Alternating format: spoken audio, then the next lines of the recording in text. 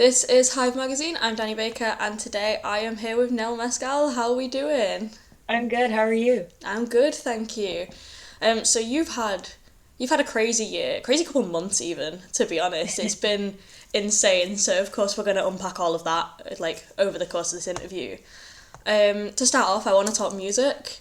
Your latest EP, The Closest We'll Get, dropped a couple of weeks back. How are you feeling? Yeah. How has reception been? I'm feeling so excited. It's been really fun. We got to be on tour on the day that it came out, so it was really cool to kind of see people in real time listen to the songs that had just come out. But yeah, I just feel really, really happy. I love these songs so much, so I'm really glad that people are listening. Of course, yeah. And this is your first release with Atlantic Records as well, I believe, who you signed to quite Yeah. recently. How has it been having a release with them? Has it had any kind of like impact? Has there been any difference to like previous releases? I think it's just nice to have an extra hands on deck when you're like trying to put something together, because usually it's like a very, very small team. So it's just nice to have more people that you can call with questions and stuff. So it's been really, really helpful. Absolutely, yeah. And so much of the writing on this EP is very very open, very emotional, very like putting yourself out there, I guess. I'll be honest, like my heart broke listening to the title track for the first time. How did it feel for you, kind of putting yourself out there, and like how was the whole writing process for that? That song in particular was a really difficult one to write. I just met the people I was writing with for the first time, and I like had just found out some things, and so I was literally like my heart was like I think completely open in that session because I was just so like upset. And so those songs were like really difficult to write, but also I don't really know how to write any other way. So if they sound really open, it's because I just refuse to write in any other way. So no, but I'm really happy with how they turned out, and I'm really happy that um because a few of the songs I've written with other people and a few of the songs I wrote by myself, and I think in both capacities I was able to be fully myself, which was a really lovely thing and really lovely to experience, of being able to be completely honest with myself, but also with some strangers and some friends, which was really, really nice. Absolutely. And I think it's almost therapeutic in a way, really, kind of just getting it all down on the page and then like seeing it resonate with so many people, especially as you said, you've just played it all live. How has that been, kind of seeing people relate to it? It's really nice because I think sometimes I forget that some of these songs are actually trying to be optimistic. And there's a song called Sweet Relief, and we were playing those that on tour, and seeing people smiling and really like dancing to the music of like a song that I wrote when I was completely like distraught was like such a cool experience, because I like kind of got to see that it is optimistic, and it is the way we recorded it was we were trying to capture that. And so seeing people relate in a way that wasn't just we're sad and this is a sad song was really, really nice. That's, yeah, honestly, that's amazing. I can't even like imagine how that must feel. I think there's so much that's gone into this EP for you, and you've had like a couple of visualizers and music videos and all of this kind of stuff to help bring that vision to life, I guess, too. I feel like that's not as common necessarily anymore. Like bands and artists don't always do music videos and things. So, what made you decide that you wanted to do that? I think people aren't doing them because they're really expensive and no one really watches them. So you spend a lot of money and you pour a lot into something and people don't watch it. And I think for me, it wasn't really important if people didn't see it as much as like maybe you would hope, because music videos used to be the biggest thing in the world. And like now it's so much harder to get people to watch them. But I do think for world building and for people to like kind of maybe fully understand you as an artist, I think visualizers and stuff like that just are really important. And also they're so fun. Like I feel like if you're going to do a job like this, you might as well try and have the most fun that you possibly can. And so I'm always like, please, let's do stuff like that, because it's what you grow up wanting to do when you want to be a singer. You're like, I want to have a video and I want to do these things, and they can be really stressful on the day, but also they just are so fun. And so yeah, I think it was important for me for people to kind of maybe start understanding my visual world a bit more. So yeah. Absolutely, yeah, and I think it tells a story in a way too, especially with, as I said, writing like yours that is so open and tells a story in itself. Um, yeah, I absolutely loved the Carried Away music video. It Oh, was thank it you. was great. So it's it's so refreshing to see that people are still doing that kind of thing, I think. For sure. And moving on to talk touring too, right off the back of the EP, you've just been on a huge tour with HAIM.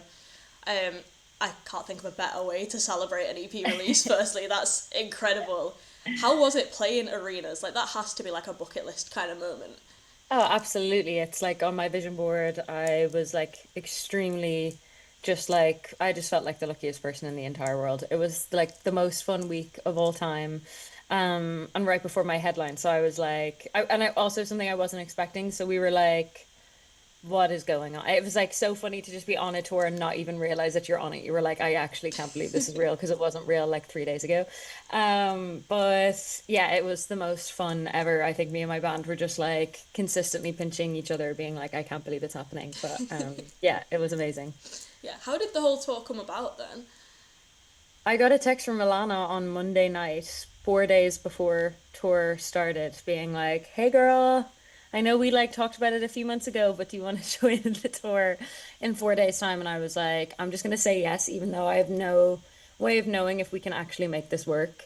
And then me and my team just kind of pulled everything together on the Tuesday morning. We were like, we got the band, I got a stylist for clothes, we got a rehearsal date in, we like got everything sorted, and I don't know how it came together, but it did, and it was beautiful.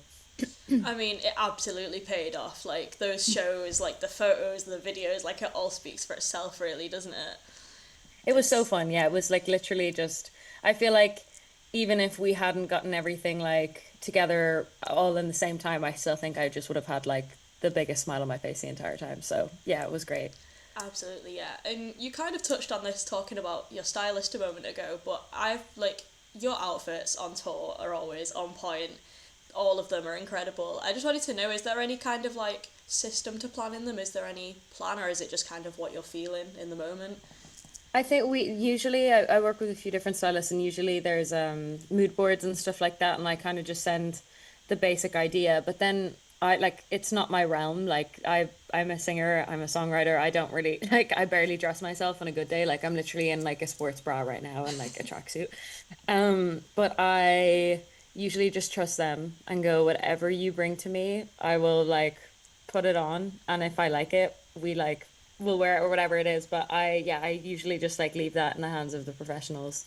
But usually we'll start off with like a little mood board of things that I'm really liking. Yeah, absolutely. I mean, of course, the main focus for you is the music, the performing, all of that, and you've been pretty non-stop with all of that, to be fair, this summer. Like, literally just a year of bucket list moments, like Leeds Fest, Transmit, like the shows with Maisie Peters. Are there any like favourite stories you have to tell us, or like any like standout highlight?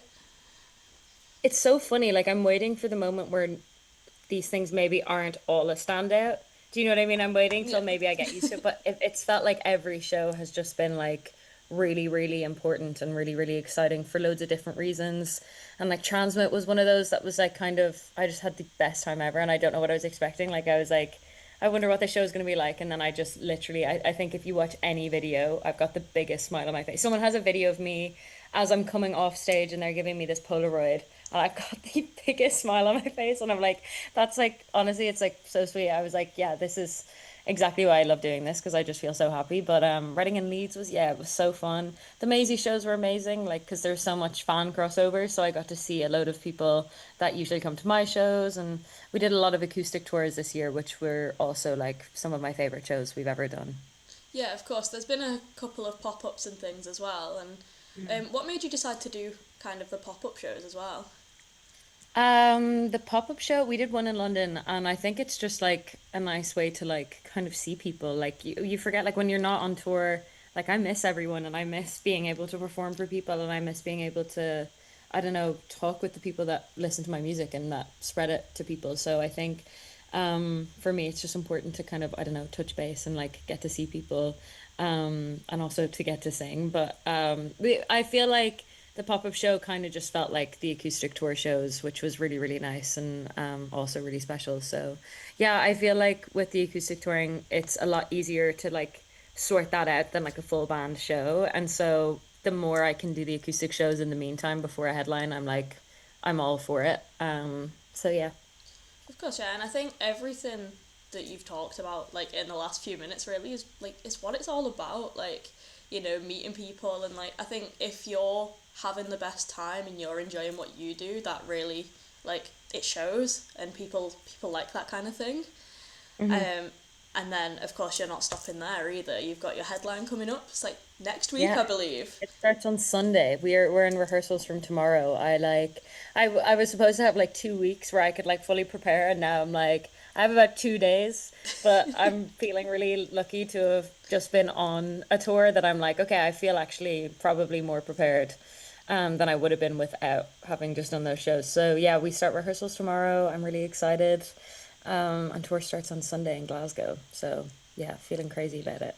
Is there anything that we can expect from these shows that we didn't see on the Heim tour potentially, or anything you can tell us about it? Yeah, well, we're going to be playing all the songs from the EP, which we didn't get to do two of the songs on the EP on the Heim tour. So, yeah, we're going to have the full EP. I'm changing the set list up a little bit, arranging some songs differently. We've got a violin player, so kind of using that to sprinkle through like most of the other songs and stuff like that. But I really just want it to be kind of like the recording of the EP of just like a band and me and like kind of it to just be focused on us kind of having fun on stage and like playing around with the songs rather than everything being so rehearsed and so like that every show is the exact same. I'm not really too interested in that. Like I kind of just want it to be live and to be felt out in the room. Absolutely, yeah. And you're doing a few shows in Ireland in December too. Like I feel like you can relate to this as an Irish artist. A lot of bands tend to like just do Dublin or like miss it off completely. So I imagine it was quite important to you to have those like few shows there. Um, and how does it feel for you as well, being able to play and pack out rooms in cities that aren't necessarily played in very often? I'm hoping we can pack them up, but I don't know. It's really bizarre to me. Like I kind of like I'll show up to a city like anywhere, like even like in some place like Bristol or in some place in Ireland like Limerick, and I never know what I'm gonna expect, and it's always just a room filled with people that are like so excited to be there and so happy, and so I don't know. It still doesn't make any sense to me on every show I'm like I always think no one's going to be there and then I walk out and there's at least five people so I'm like okay, let's do it, but no, it's always like so much fun. I just yeah, I'm so glad that it is still really really fun and that I do love it this much because I want to do it for a really long time. So yeah, it's just the most amazing feeling. Yeah, of course, of course. And you've also got the incredible CC Coakley coming out on tour with you. Yes.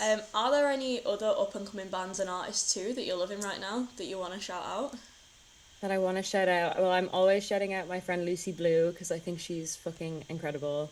Another, I feel like I always am shouting out Irish artists. April, New Dad, they're so fucking good. I'm obsessed with them. I'm loving Cardinals at the moment. I think they're really good. But yeah, there's so many artists that I'm obsessed with. I'm also obsessed with Annie DeRusso, who's also in the CC Coakley world. But yeah, those are my artists that I'm listening to at the moment. Amazing. I feel like there's always like such a nice little community with this kind of thing, especially with like the smaller and like more up and coming artists. It's kind of everyone runs in like little circles, and then like the circles are connected, and it's all a lot of fun. And then my final question for you today is, what is one thing you'd like to achieve by this time next year? Obviously, I know that you've ticked off a lot of bucket list moments this year, but there must be some more. Yeah, definitely. Like, I think I just want to keep touring next year, and I would love to do maybe another tour support. And also, I would love to play in Europe. I would love to do some acoustic shows out there early next year. And I know I just released a literal six-song EP, but I definitely want to release more music early next year, and I'm really excited to do that.